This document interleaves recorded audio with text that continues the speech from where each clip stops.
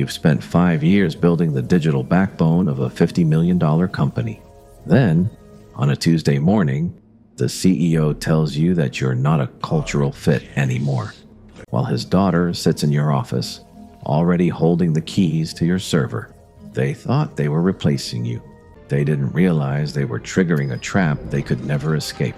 In toxic organizational systems, the lead architect often becomes the scapegoat. You are the one who does the heavy lifting, while the narcissistic leaders take the credit. Jennifer was that architect. She was replaced not because of her performance, but because the founder wanted to install his own family in her high-paying seat. They expected her to walk away quietly. They didn't understand the psychology of a person who has spent a decade perfecting the code. Jennifer didn't scream. She didn't file a lawsuit. She simply exited the building, knowing that the hardware signer, the core security logic of the entire system, was still legally and technically hers.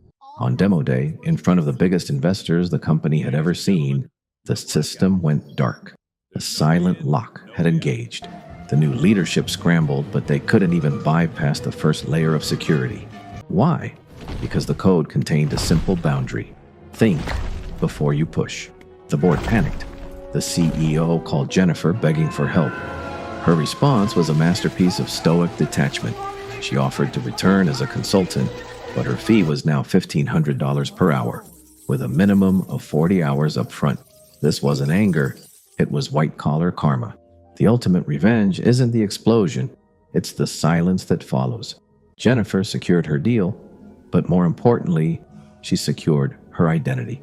As the headline hit the industry news, CEO blindsided by silent exit, she finally felt seen.